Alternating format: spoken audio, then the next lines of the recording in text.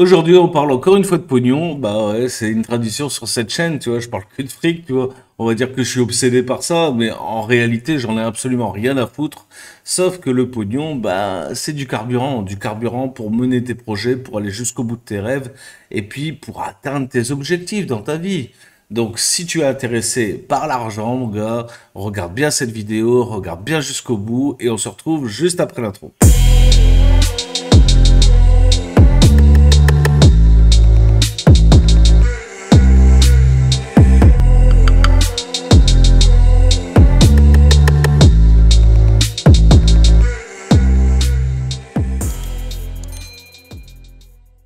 Salut à tous, c'est Seb pour Marketing Divergent. J'espère que tu te portes bien, que ton business se porte bien, que ta famille va bien, blablabla, comme d'habitude.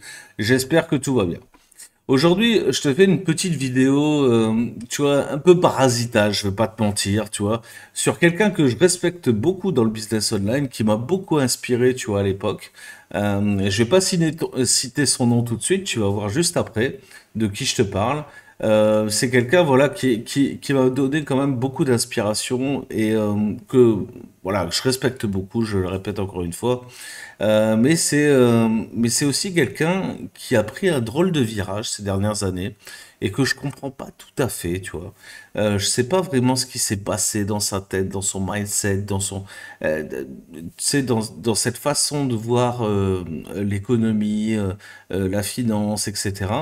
Et je trouve qu'elle s'en mêle beaucoup les pinceaux, qu'elle se prend, tu sais, en fait, c'est quelqu'un de bonne famille, tu sais, qui se donne un genre un peu Kaira, là, tu vois. Je te jure, j'ai pas compris. J'ai regardé une de ses conférences la dernière fois, j'ai halluciné, tu vois. Putain, elle est dans un stade à Bordeaux, quoi, tu vois. Donc déjà, tu vois, c'est un lieu un peu prestigieux, je veux dire, pour faire une conférence, tu vois. Pas tout le monde qui fait ça. Et elle se permet de dire des trucs, tu vois, un peu balèque, quoi, tu vois, genre, je m'en branle, machin, tout ça. Tu sais, c'est des trucs, genre, ça va pas dans sa bouche, tu vois. Et alors que moi, je dis des saloperies comme ça, je veux dire, je crois que t'es blasé, t'es habitué, tu vois, tu connais la chaîne, machin. Et puis, bon, bah, je dis non, hein, les gars, tu vois, je vais pas me l'enlever, hein, tu vois, donc ça vient tout seul. Mais tu vois, c'est pas, comment je veux dire, c'est pas forcé, tu vois, je le fais pas, tu vois, pour me rendre intéressant, pour je sais pas quoi, parce que je suis conscient que parfois ça me dessert même, tu vois, d'être vulgaire parfois dans mes discours, parce que j'ai des choses intéressantes à te raconter, et puis, tu vois, certaines personnes vont être un peu offusquées de ce que je vais dire, tu vois, par la vulgarité. Donc j'essaie vraiment de limiter ça, tu vois, mais c'est difficile, tu vois, pour moi. Tandis que pour cette personne-là, ça ne devrait pas être compliqué parce que c'est quelqu'un vraiment d'une bonne famille, machin. Enfin, tu vois, je suis de bonne famille aussi, mais on n'a pas vécu dans les mêmes conditions. Et donc, tu vois, je comprends pas trop, tu vois, ce virage, machin. Et puis, je trouve qu'elle dit aussi pas mal d'âneries en ce moment. Et bah voilà, du coup, je voulais te partager un petit peu cette vidéo-là qui m'a accroché l'autre soir. Donc, on va l'analyser ensemble si tu veux bien. Et puis, bon, on va essayer de prendre ça un peu à la légère aussi, hein, parce que je comprends ce que c'est que de faire des vidéos. Des fois, tu fais des lapsus, machin, tout ça. Mais voilà, je voulais quand même faire un petit clin d'œil à cette vidéo-là, bah, tout de suite sur mon écran. Alors, bon, t'as capté de qui on parle, hein. On se retrouve sur la chaîne donc de Margot Klein et de sa nouvelle amoureuse Sabina. Je suis pas du tout au courant, tu vois, j'ai découvert ça l'autre jour. Ça faisait un bout de temps en fait que je pense qu'elle faisait plus trop de vidéos ou enfin plus trop de contenu. Et puis bon, moi, voilà, tu vois, il y a eu de la distance, donc voilà, je suivais pas forcément, tu vois, ce qu'elle faisait. Et je suis tombé sur une vidéo il y a quelques temps déjà et sur celle-ci avant-hier ou hier, ouais hier je crois. Et donc j'étais un peu étonné par rapport à ce qu'elle racontait sur justement l'indépendance financière. Et l'indépendance financière, tu sais que ça me tient à cœur, tu vois, c'est un sujet que j'ai traité. D'ailleurs, je te mettrai là-haut, là, en lien, tu vois, la vidéo que j'ai fait sur la différence entre l'indépendance financière et la liberté financière. Je pense vraiment, tu vois, que c'est très important, tu vois, d'avoir les idées claires dans ta tête pour ça. C'est un peu comme le sujet de l'expatriation, tu sais. En fait, bon voilà, l'expatriation, il y en a très peu qui font de l'expatriation. Ils sont immigrés, émigrés dans un autre pays, donc ils migrent, ils sortent de leur pays, et puis ils reviennent pas. Donc c'est pas des expatriés. Donc tu vois, il y a cet écart de langage, alors que je comprends parce que il y a plus de mots-clés, si tu veux, pour le SEO sur expatriation. C'est pour ça que moi-même, je titre certaines vidéos expatriation. Mais c'est une déformation de langage, très clairement. Tu vois, on parle d'immigration. Moi, j'ai jamais été expatrié. Hein, tu vois, je suis immigré. Tu vois, je me suis barré de la France. Je compte pas y retourner. Et puis voilà. Et chaque fois que je vais dans un nouveau pays, bah, je reviens jamais en arrière. Rarement. Il y a que là, exceptionnellement, peut-être pour le Maroc, tu vois, où je vais passer un petit bout de temps chaque année parce que j'aime beaucoup, j'aime ce pays, quoi. Mais tu vois, je l'ai pas quitté pour les mêmes raisons. Bref, je ferme la parenthèse. Je voulais revenir, moi, sur l'indépendance financière et la liberté financière. Ce sont vraiment fondamentalement des choses qui sont complètement différentes. Et bah, on en reparlera un petit peu dans cette vidéo que j'avais envie de regarder avec toi. Donc, j'espère que tu es prêt. Je lance ça tout de suite. Il n'y a rien de plus débile et simpliste que les pseudo-experts financiers qui vont dire des phrases du type « Arrête de manger dehors, arrête d'acheter un café à 5 euros et prends cet argent et investis-le. » Ou « Investis dans une action Nike plutôt que dans une paire de chaussures Nike. » Ou encore des gens qui vous disent « Travaille dur, ça finira par payer. » Si c'était aussi simple et simpliste, ça se saurait et tous les gens qui travaillent dur, comme les artisans, gagneraient beaucoup d'argent et seraient riches. On voit que c'est pas du tout le cas. Donc, comment arrêter d'être en manque d'argent?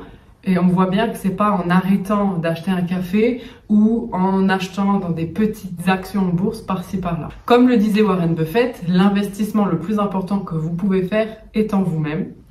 Et aussi, pour devenir riche, toujours selon Warren Buffett, il recommande de développer plusieurs sources de revenus. Il en parle de deux. Une qui permet d'investir et une qui permet de générer de l'argent. Écoute, jusque-là, moi je suis tout à fait d'accord avec elle. Tous les pseudo-financiers là qui te racontent qu'en fait pour devenir riche, faut arrêter de dépenser de la thune.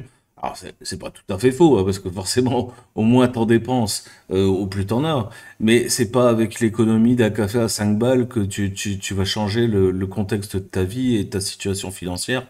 On est bien d'accord. Et c'est certainement pas avec les 5 balles ou les 10 balles que tu mets dans ton paquet de club que tu vas pouvoir investir en bourse. Donc ça, c'est tout à fait d'accord. Absolument rien à dire là-dessus.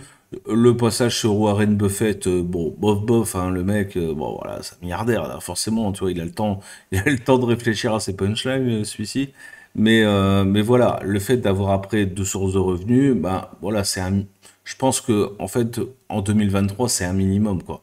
Aujourd'hui, moi, j'ai plusieurs sources de revenus, j'en ai bien plus que deux, crois-moi, parce que ben il y a parfois des petites sources de revenus qui permettent pas de vivre, voilà, confortablement, mais qui fonctionnent très bien, tu vois, qui rapportent un petit peu tous les mois, peut-être 200, 300, 400, 500 balles. C'est le cas de mes blogs, par exemple. J'ai des petits blogs, j'ai des plus gros blogs, tu vois, et j'ai des petits, voilà, qui me rapportent, ouais, 200 balles par mois, tu vois. Mais cumulé comme ça, tout ça, tu sais, ça peut être super intéressant. Et effectivement, j'utilise une partie de cet argent-là pour réinvestir, alors pas forcément en bourse, sur d'autres sujets, j'en ai parlé dans d'autres vidéos, comme la tokenisation, tu vois, plus la crypto, donc plus vers le Web3. Mais voilà, ça peut être tout à fait faisable, tu vois, de faire du DCA sur des actions comme Apple, Microsoft, machin. D'ailleurs, c'était un sujet de conversation qu'on avait dans La Nation dernièrement, mon réseau privé. Fallait-il investir sur Microsoft ou sur Alphabet pour l'intelligence artificielle? C'est une question, voilà, qui peut être intéressante, tu vois, à débattre. Bon, voilà, moi, j'ai pas fait ces investissements-là, j'ai mis ça de côté, mais voilà, ça peut être très intéressant. On reprend la vidéo. Alors, je me suis mis à chercher des vraies méthodes qui fonctionnent et d'autres qui ne fonctionnent pas. Et après des années et des années d'essais, d'échecs, mais aussi de réussites, j'ai regroupé dans cette vidéo les 6 conseils les plus importants pour arrêter d'être en manque d'argent et commencer à aller vers l'indépendance financière. Parce que l'indépendance financière, c'est tout simplement d'avoir un surplus d'argent, c'est-à-dire... Et voilà, bah, c'est là que ça dérape. Alors l'indépendance financière, ma grande, c'est pas du tout ça, hein, et je pense que tu le sais en plus de ça. Ça, c'est plutôt la liberté financière finalement. L'indépendance financière, c'est simplement de savoir créer ses propres richesses.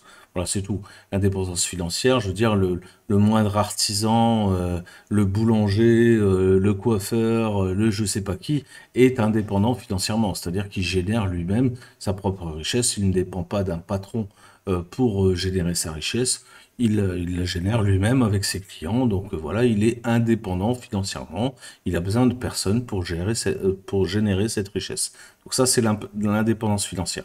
Ensuite, la liberté financière, effectivement, certains la voient comme avoir un surplus d'argent tous les mois, c'est-à-dire, bon, voilà, tu vois, tu as besoin peut-être de 2 000, 3 000, 4 000, 5 000 euros pour vivre par mois, tu en touches 10 000, bah forcément, tu as 5 000 de surplus, ces 5 000, tu les réinvestis, et in fine, tu vas pouvoir vivre de tes dividendes.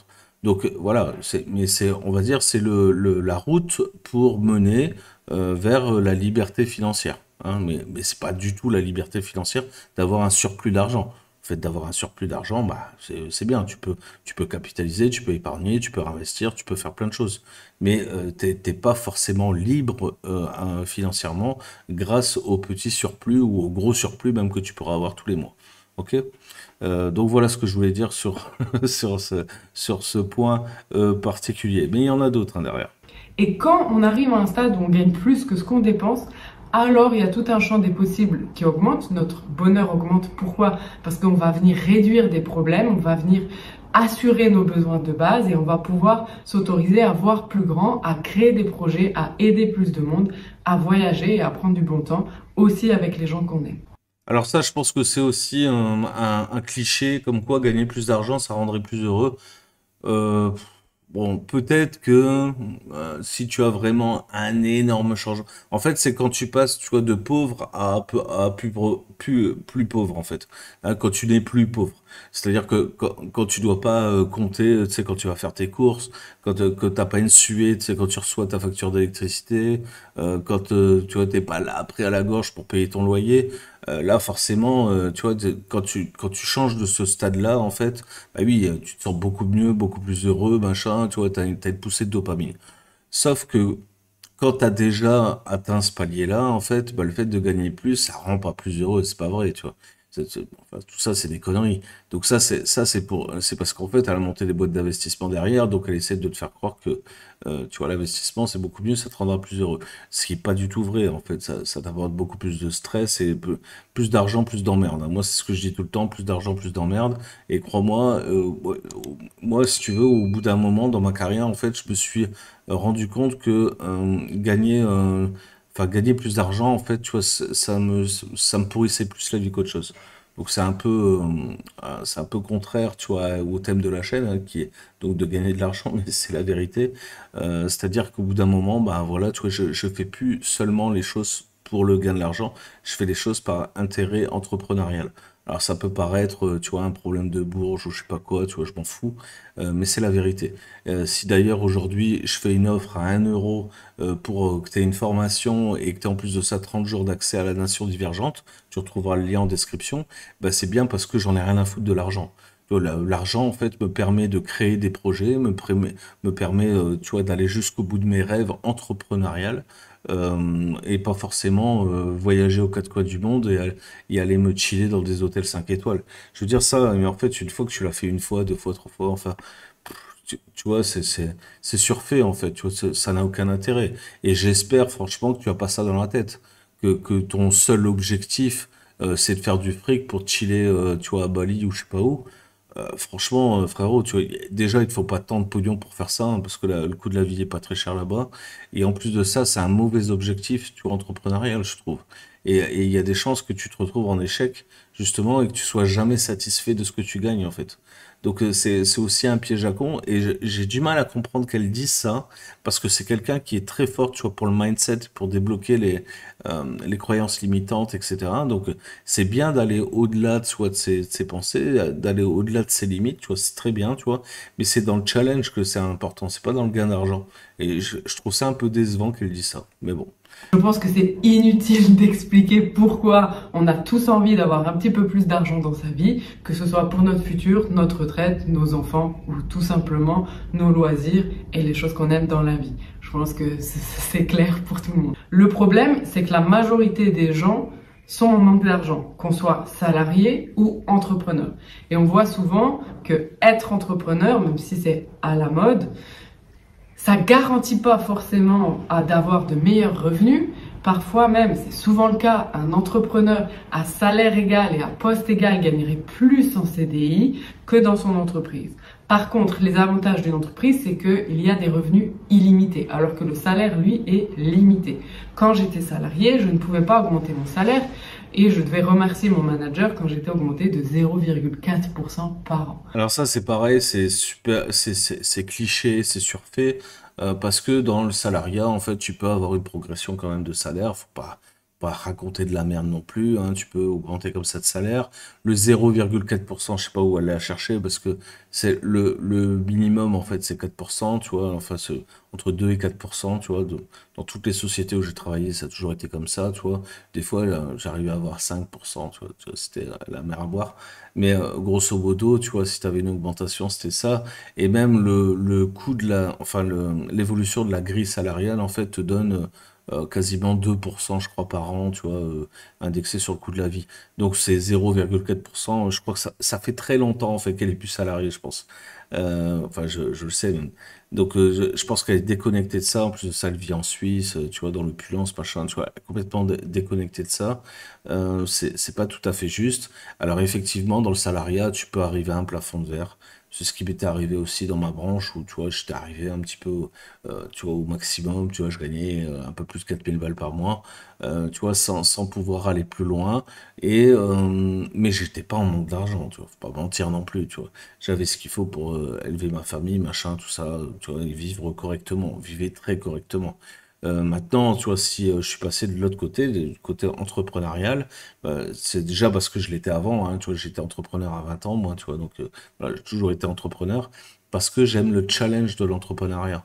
Et je pense un vrai entrepreneur, c'est ça, tu vois, c'est quelqu'un qui a ce challenge-là, qui a cette volonté, tu vois, de dépasser ses limites, de se mettre un petit peu hors de sa zone de confort et d'aller un petit peu plus loin pour faire mieux, mais pas forcément pour gagner plus d'argent. C'est là où je suis pas trop d'accord. Par contre, effectivement, il y en a plein bah, qui se lancent en entrepreneuriat, qui gagnent beaucoup moins que ce qu'ils gagnaient quand ils étaient salariés, finissent par le regretter, ils arrêtent et ils retournent salariés. Ça, c'est malheureusement les gens qui, je pense, se sont lancés dans l'entrepreneuriat pour de mauvaises raisons, c'est-à-dire pour gagner plus d'argent. Si vraiment tu veux gagner plus d'argent, ne fais pas ça. Ne fais pas ça, joue, je sais pas, joue au casino, fais, j'en sais rien, fais un truc, fais de l'investissement, fais du trading, fais tout ce que tu veux qui a à voir vraiment avec l'argent. Si ta seule obsession c'est l'argent, eh bien, trouve une branche où on fait que de l'argent, quoi. Tu vois, il y a rien derrière, tu vois. C'est des jeux à somme nulle, en fait, où tu gagnes de l'argent. Hein, tu vois, voilà, tu peux gagner de l'argent en crypto, tu peux gagner de l'argent sur les marchés financiers, tu peux gagner de l'argent de différentes façons, en immobilier, en achat-revente, etc. Donc vraiment, il y a beaucoup de choses à faire, tu vois, pour gagner que de l'argent. Maintenant, si ton objectif, c'est d'être entrepreneur, bah, rejoins la nation divergente, déjà, on va t'apprendre à être entrepreneur. Et en plus de ça, on va t'expliquer ce que c'est que le challenge entrepreneurial et pourquoi est-ce que ça devient un must-have dans cette société, tu vois, d'avoir cette capacité à pouvoir se challenger, d'aller jusqu'au bout de ses rêves, jusqu'au bout de ses objectifs, grâce à plein de méthodes, etc., qui vont te permettre vraiment de traverser la vague de la mort et, tu vois, de gagner correctement ta vie. Voilà ce qu'est l'entrepreneuriat, à mon sens, et c'est pour ça que je suis pas d'accord avec elle. Maintenant, c'est qu'un détail, hein, grosso modo, de toute façon, on est à peu près raccord, hein. Donc, la première raison pour laquelle vous êtes peut-être en manque d'argent, elle est simple, c'est peut-être que vous ne gérez pas, vous ne maîtrisez pas vos dépenses et vous n'avez pas de budget. Ok? Donc, ça peut être simple, ça peut être basique, mais souvent, les choses basiques et les choses simples, on n'y prête pas attention, alors que en y prêtant attention, rapidement, en faisant des choses très simples, bah, finalement, on peut résoudre pas mal de nos problèmes. Donc, peut-être que vous dépensez sans compter, pas dans des choses invraisemblable, mais vous ne savez pas tout simplement dans quoi vous dépensez votre argent en fait. Vous ne savez pas où passe l'argent. Alors effectivement, on peut toujours optimiser son budget. Mais enfin, c'est pas ça qui va résoudre le problème du manque d'argent, hein. Tu vois, tu peux bien sûr arrêter ton abonnement Netflix, tu vois, ou le truc à la salle de sport parce que finalement tu vas pas souvent, tu vois, rouler un peu moins vite avec ta bagnole ou tirer un peu moins dedans, comme ça tu consommes moins de carburant, la passer à l'éthanol, tu vois quoi, pour gagner un petit peu, tu vois, en France il y a quand même pas mal de solutions pour ça. Tu vois, utiliser par exemple les brokers, tu vois, les comparateurs, tu vois, pour les assurances, parce que chaque année en fait ton assurance ne fait qu'augmenter. Alors, je sais pas si tu le sais, mais voilà, donc chaque année en fait tu peux changer d'assurance, profites-en, tu feras de meilleures affaires. Bref, tu vas pouvoir optimiser comme ça, tu vois, ta façon de consommer, tu vois, pour avoir un petit peu plus d'argent. Mais in fine, ça va peut-être changer de 20%, vraiment en grosse, au maximum, tu vois, 20%, je pense, sur l'année, que tu vas pouvoir optimiser, hein, tu vois, c'est pas non plus, tu vois, le miracle tant attendu, tu vois, selon Margot Klein, hein. La deuxième raison pour laquelle vous pouvez être en manque d'argent, c'est peut-être que vous vous laissez gagner par la peur et c'est la peur qui va diriger votre façon de gérer votre argent. Je vous donne un exemple tout simple. En ce moment, on est en crise, donc c'est pas quelque chose à prendre, c'est vrai, à la légère. Il y a des banques qui ont fait faillite. On voit tous que l'économie, elle est en pas très bon état, on va dire, pour rester poli. Et c'est la merde, hein, globalement, c'est la merde. Ok. Mais qui vous dit que c'est la merde? Vous le voyez par des chiffres, vous le voyez à des banques, mais les médias entretiennent ça, ok? Donc on voit bien que la peur, elle est toujours entretenue, c'est un peu genre un commerce de la peur, un marketing de la peur. Ça marche très bien, les assurances ont fait fortune et gagnent des milliards avec la peur, donc très bien. On n'est pas là pour dire c'est moral, c'est immoral. Soit c'est quelque chose. Mais il faut savoir quelque chose. Pourquoi les gouvernements et pourquoi les médias, finalement, diffusent la peur de plus en plus? Tout simplement, en fait, parce que il y a des chiffres qui sont là, vous pouvez aller chercher sur Google. En France, les chiffres du livret A et les montants déposés sur le livret A n'ont jamais été aussi hauts depuis des années. Alors, effectivement, la culture de la peur en France, c'est une tradition, hein, tu vois, l'insécurité, la peur, le terrorisme, etc. Bref, on t'en fout plein la gueule, tu vois, dès qu'ils peuvent, de toute façon. Hein, là, tout d'un coup, la Daesh a disparu. Hein, tu vois, je sais pas si t'as remarqué, hein, Daesh a disparu, la guerre en Ukraine, on n'entend plus parler. Le C-19, pardon, sinon je vais me faire striker, a disparu. Bref, en fait, toutes les misères de la Terre ont disparu parce qu'aujourd'hui, en fait, le focus est sur la crise financière et donc sur le crash des banques, tu vois, que ce soit en Europe ou aux États-Unis. Ok, tout ça c'est vrai, tu vois. Mais tu dépenses pas plus parce que tu mets ton argent à la banque, en fait. Le problème, et c'est ce qu'elle va expliquer après, c'est l'inflation. Donc je trouve ça un petit peu mal dit, en fait. C'est vrai que si tu vas mettre ton fric à la banque, tu vois, voilà, tes 2,5% ou je sais plus combien là, du livret A, en fait, sont bien plus faibles que l'inflation. Donc finalement, ton pognon perd de l'argent, en fait.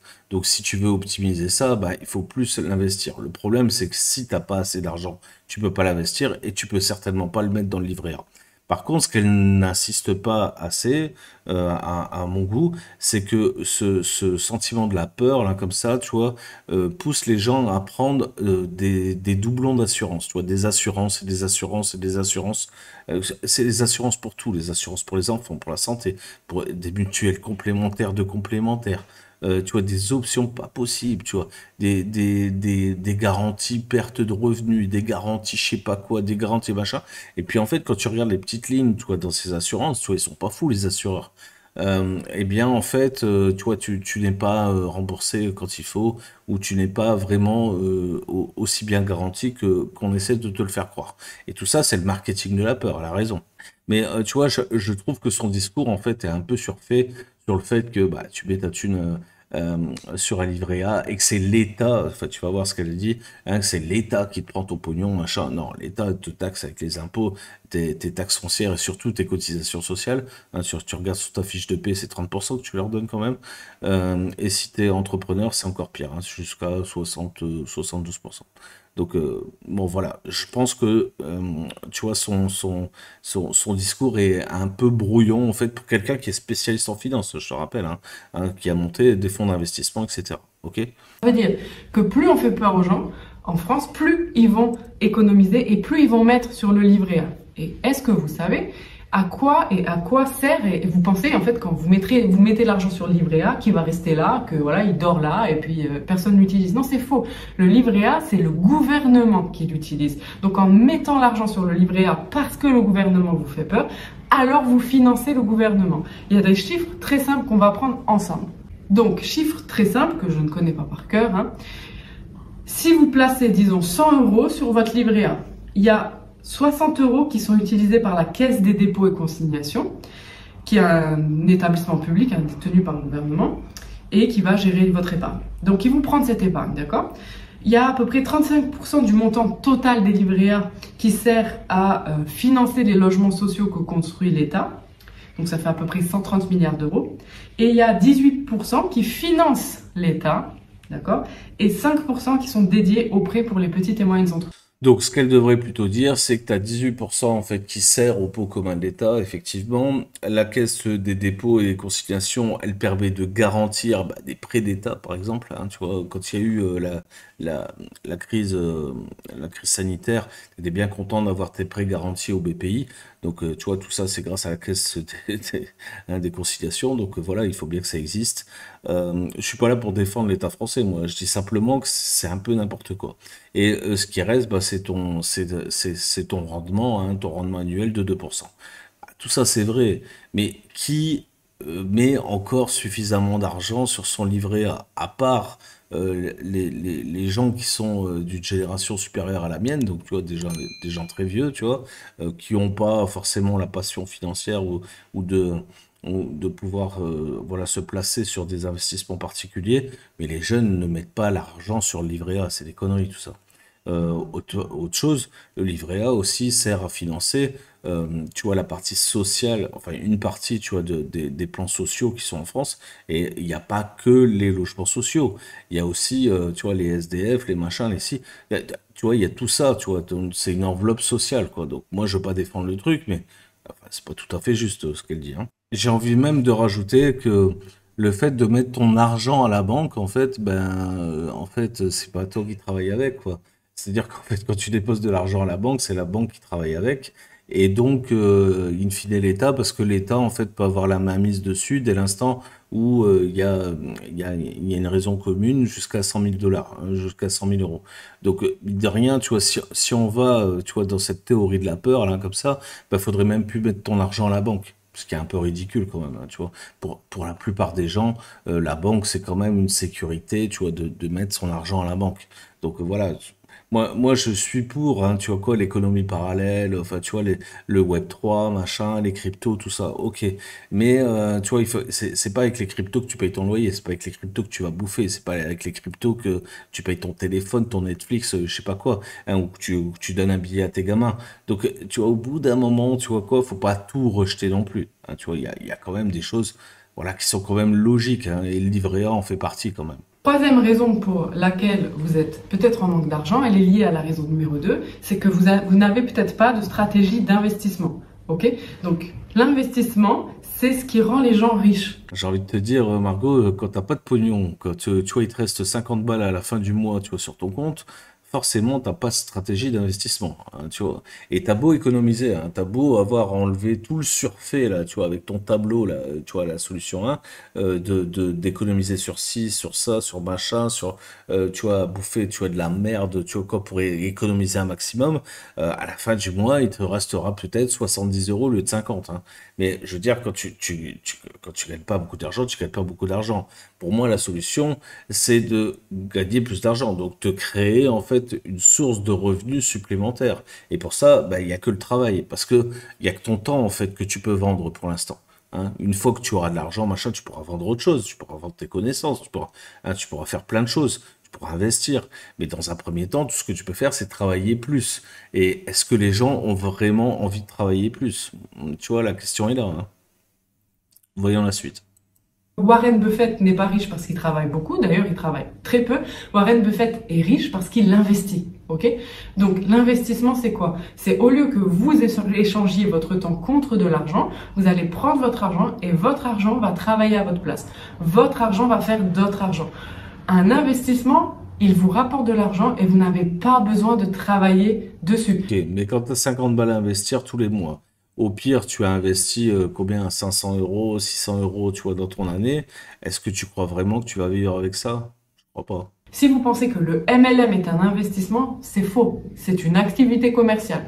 À partir du moment où vous devez travailler pour gagner de l'argent, c'est un travail. Ce n'est pas un investissement. Alors le MLM, moi j'aime pas ça, hein, tu le sais bien, mais il n'empêche que ça peut être une activité secondaire, tu vois, pour gagner un peu plus d'argent, et justement, comme elle le disait au début, comme Warren Buffett le préconisait, d'avoir une source de revenus supplémentaire qui te permet ensuite d'investir. Donc tu vois, son mélange, en fait, son discours est un peu brouillon et mélangé. Je pense qu'elle n'a pas bien préparé cette vidéo, hein. Donc tous les gens qui font du trading, c'est un travail, ce n'est pas de l'investissement. Exactement ce que L'investissement, je c'est disais. vous placez, vous attendez, vous recevez. Aussi simple que ça. Ça demande d'avoir un plan, à minima, en fonction de qui on est, son caractère. Comme dit Warren Buffett, ça dépend du tempérament, de ses objectifs, des rendements qu'on veut et des risques qu'on est prêt à prendre. Et surtout du temps que tu es prêt à consacrer à cette deuxième activité pour te permettre d'avoir suffisamment d'argent pour investir. Donc tu vois, on en revient toujours à la même chose. Si tu ne travailles pas plus, tu n'auras pas plus. Et voilà, c'est comme ça. Quatrième raison, peut-être que vous n'aimez pas penser à l'argent. Et quand on n'aime pas penser à l'argent, alors forcément, on va en manquer. Je vous raconte quelque chose. J'étais en bas de chez moi, voir ma thérapeute corporelle. Alors ça, c'est directement question de riche, problème de riche, hein, je te le dis. Ceux qui n'aiment pas l'argent, qui ne pensent pas à l'argent, qui ne veulent pas penser à l'argent, c'est qu'ils ont les moyens de ne pas y penser. Et je peux te dire que j'ai fait l'expérience moi-même. Au début, je gagnais pas beaucoup, tu vois, je pensais beaucoup à l'argent, tu vois, crois-moi, tu vois, parce que j'en avais pas assez tous les mois. Et je pense que vous êtes nombreux dans cette situation-là. Il n'empêche que quand tu arrives à un certain moment où tu arrives à payer tes courses sans regarder le ticket de caisse, là, tu peux te dire, ouais, c'est bon, j'arrête de penser à l'argent. Mais faut-il encore arriver jusque-là? Et je pense que ça aussi, c'est encore un problème de déconnexion, un problème de riche, quoi, tu vois. J'ai un peu du mal à capter ça, moi. Elle me fait des soins, etc. Et puis, je la paye à la fin, parce qu'en Suisse, on paye, en fait, à chaque fois qu'on va chez le docteur, le thérapeute, etc. Alors, rassure-toi, Margot, il n'y a pas qu'en Suisse que tu payes quand tu vas voir le docteur, hein. Partout où tu es pas en France, en fait, hein, parce que, bah, voilà, le défaut de la France, c'est effectivement d'avoir beaucoup de charges sociales et beaucoup de cotisations, notamment sur le livret A, pour aider le système social français. Mais à côté de ça, bah, le docteur, tu le payes pas ou il t'est remboursé rapidement, tu vois, par la carte vitale. Donc, tu vois, tu peux pas tout avoir non plus, hein. Débarque un petit peu, Margot, s'il te plaît. Et donc, je la paye, elle me dit son prix, je la paye en cash. Et puis, je lui demande combien ça fait, puis elle sait plus. Elle me dit, ah, mais moi, les tarifs, je sais plus, j'aime pas penser à ça, j'aime pas penser à l'argent. Moi, tout ce que je voudrais, c'est juste faire mes soins, et puis, voilà, l'argent, il arrive tout seul. Et je lui dis, bah, si vous pensez comme ça, vous n'aurez pas beaucoup de gens à soigner, en fait, parce que l'argent est obligatoire pour continuer à faire ce que vous aimez, à faire ce que vous êtes passionné. Donc souvent les gens passionnés, ils veulent pas penser à l'argent. Souvent les gens qui aiment ce qu'ils font, ils veulent pas penser à l'argent, ils veulent juste faire ce qu'ils veulent. Et ils veulent juste faire ce qu'ils aiment, ok? Bon, enfin, tu peux avoir beaucoup de gens à soigner et que forcément tu les violes pas parce que toi, pour toi, l'argent, en fait, voilà, c'est pas si important que ça. Enfin, toi, je comprends pas trop, tu vois. Je trouve qu'elle cafouille de ouf, là. Si vous voulez aider les gens, parce que c'était le cas de ma thérapeute, si vous voulez aider les gens, vous devez gagner de l'argent. En tout cas, suffisamment pour continuer à aider les gens. Personne ne peut aider quelqu'un d'autre si lui-même il est en manque d'argent. Alors ça, effectivement, c'est la règle de base. Tu peux pas aider ton prochain si toi-même, tu vois, tu es dans la merde. Si aujourd'hui je propose, encore une fois, je vais reparler de mon offre, hein, 1 euro, tu vois, pour rejoindre la nation, c'est parce que, tu vois, je suis pas à 50 balles près. Tu vois, l'abonnement, normalement, c'est 42 balles par mois. Je t'offre un mois, je t'offre une formation à 50 balles aussi. Bah, voilà, tu vois, je suis pas à ça près. Et les 50 balles qui est de valeur de 150, hein. Donc, grosso modo, je te fais un cadeau de 200 euros parce que je suis pas à 200 euros près. Moi, ce qui m'intéresse, c'est que tu rejoignes mon réseau, qu'on puisse travailler ensemble et qu'on puisse aller plus loin, que tu gagnes vraiment du pognon, tu vois, que tu gagnes suffisamment dans ta vie pour atteindre tes objectifs. Et puis, bah, plus tard, tu auras peut-être besoin de mon coaching, tu auras besoin peut-être, tu vois, de venir à mes séminaires, tu auras peut-être, je sais pas, besoin de plus de formation, etc. Et c'est à ce moment-là que je vais pouvoir te vendre des choses. Mais tu vois, si tu n'as pas l'argent, qu'est-ce que je vais te vendre? C'est complètement débile. Donc moi, je préfère t'accompagner à ce que tu atteignes justement, tu vois, une indépendance financière stable, Voilà, pour que tu puisses ensuite, éventuellement, acheter plus de connaissances chez moi et pas aller autre part. Donc, tu vois, c'est pour ça aussi que j'ai créé ce réseau-là.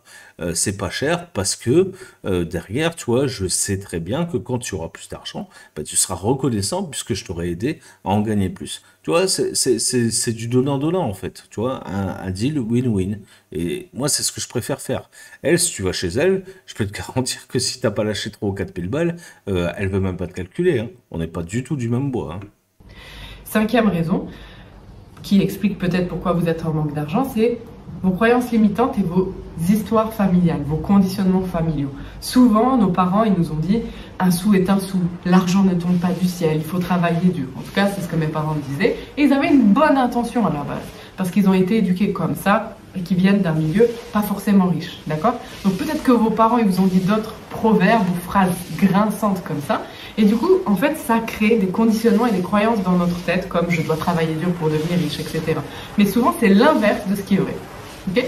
Donc, c'est de regarder vos croyances limitantes, vos blocages qui sont parfois hérités de votre famille, très souvent même, et qui expliquent vos comportements à présent. Donc, on pense qu'on a le libre arbitre, on pense que aujourd'hui on décide, et ben finalement, c'est notre inconscient et nos croyances qui décident le plus. Donc, c'est vraiment très important finalement de venir débloquer ça. Personne ne le fait parce que c'est invisible, hein, finalement, on ne le voit pas. Alors effectivement, le blocage, tu vois, par le matrixage, hein, tu vois, le formatage, tu vois, de tes aïeux et de ton parcours depuis l'enfance, c'est effectivement vrai. Ça bloque bon nombre de personnes. C'est pour ça que j'ai créé Pouvoir Divergent. C'est vraiment pour débloquer ça, tu vois, chez les gens. Et une fois que ça c'est débloqué, bah bizarrement, ils arrivent à gagner de l'argent, hein, tu vois.